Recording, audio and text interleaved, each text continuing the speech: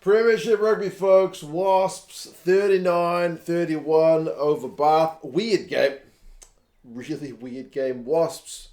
I know there's all the financial stuff going on in the background of the but for the on-the-field stuff, man, that would have looked like they were going to... It did look like they were going to throw away another big lead, didn't it? They were 25-0 up at one point in this game.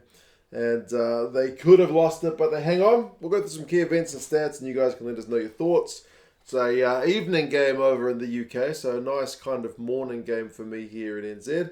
And to be honest, Bath missing a few names, and Klutter going off early.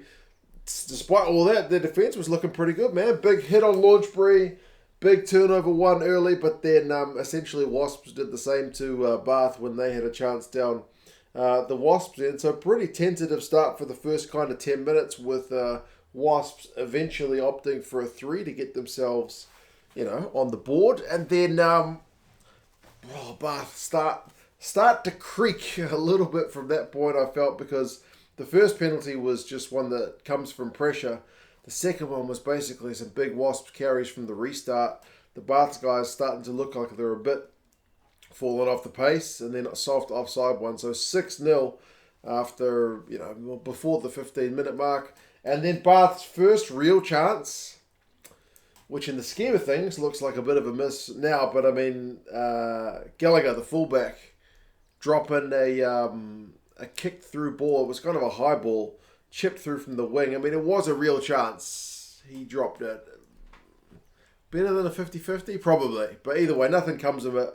And, Bath are still scoreless at that point. But Wasps, goodness me, man. Look at the timing of the tries. Bassett on 22, Willis on 26, and then Porter on 29. Bang, bang, bang. Suddenly, they absolutely take the game away from Bath. Bath are looking at 6s and 7s. I mean, the first one comes from Bath losing their own line out. Wasps counting from their own half. Bassett with Grubber 1 and then Grubber 2. Great control. 11-0. They missed the conversion. Jack Willis got no rights to score 5 metres out from his one. I mean, it looked like he'd been stopped. How he went through done, I don't know. 18-0. And then Ordendale's offload for the third one was absolute magic. So 25-0 after about half an hour. I'm wondering, why am I watching Bath? Why am I doing this with my morning? But to their credit, they did get going towards the end of the first half. Like a wee line break, and then wide ball to Gallagher. Or is it Gallagher? 25 points to 7 is what it looks like it's going to go into at half time. But Bath being Bath, having just scored 7, managed to, in the final kind of couple of minutes, concede not 1 but 2 penalties to give Wasps 6 points back. So it's only a 1 point profit from Bath. So it goes into halftime at 31-7. Pretty kind of bad. They've conceded almost double the penalties. Bath 7-4. They've had less ball. They've had way less territory. It's looking like it's going to be a bad day at the office. And it gets worse. Second half, Scrader gets yellow carded for a deliberate knock on. It's one of those harsh ones where the ball essentially just got fired into his hand. But we've heard refs talk about it before, that if you put your hand in a position where it could get the ball thrown into it, then it could count as a deliberate knock on. It seems dumb.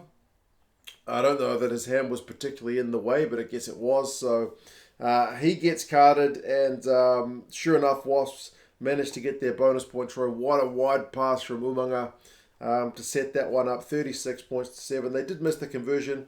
Bath, to their credit, only concede 5 points during that yellow, but it's looking, as I said, like a really bad day at the office. However, they start to mount the comeback, don't they? It's crazy stuff.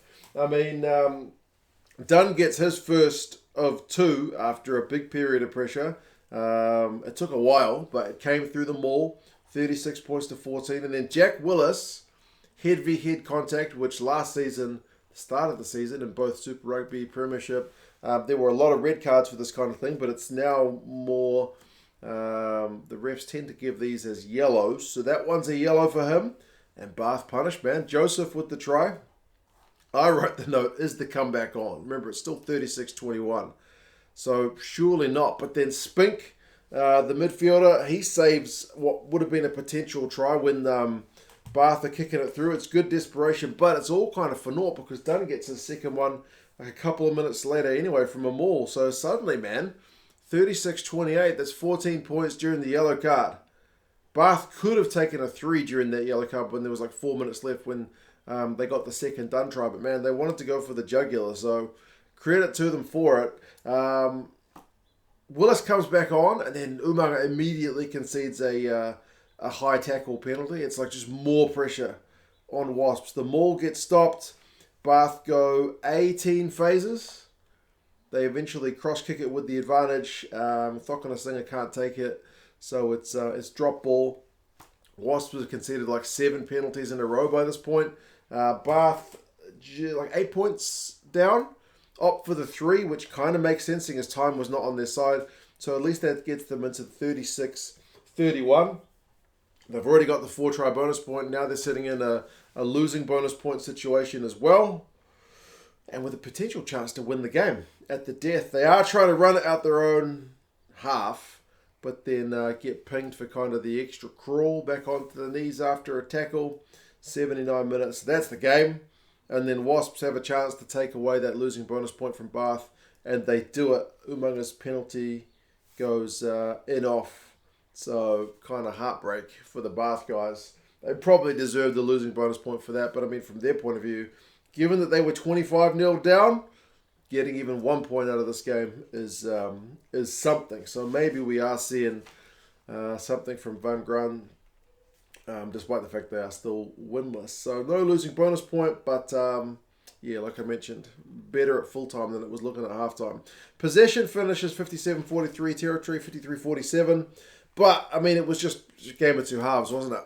More Wasps in the first, more Bath in the second. Cliche rings true. Run meters 408 to 272. Bath edged that. Defenders beaten 15-10. Bath edged that. But turnovers 1 5-4. That's Wasps. Although Wasps concede more penalties, 14-10. Half of those in that kind of final stint of the game. I mean, individuals, Tom Willis, 4 defenders beaten, 47 meters, 15 tackles. Huge shift from him. Will Muir for Bath, 3 defenders beaten, 155 meters and 4 clean breaks. Yeah, would have liked to get on the board, but still very busy. Tom Dunn, couple of tries, 2 turnovers, 1, 14 tackles, top tackle for Bath. And then Jack Willis, man, 12 tackles, 3 turnovers, 1. A bit costly during the yellow card, but overall, pretty positive shift from him as well. So yeah, ended up not minding watching Bath. I was scratching my head when it was 25-0, but certainly a bit of a grandstand finish kind of made that all worthwhile. So yeah, as I said, proper game of two halves. You guys let us know what your thoughts were on the game. How do you see Bath going forward at this point under Van Graan? Obviously, we wait to see what happens with the Wasps off the field stuff, but fingers crossed they're able to get that sorted because, yeah, they played some entertaining rugby. You guys let us know your thoughts, and yeah, talk to you guys again soon. See you later.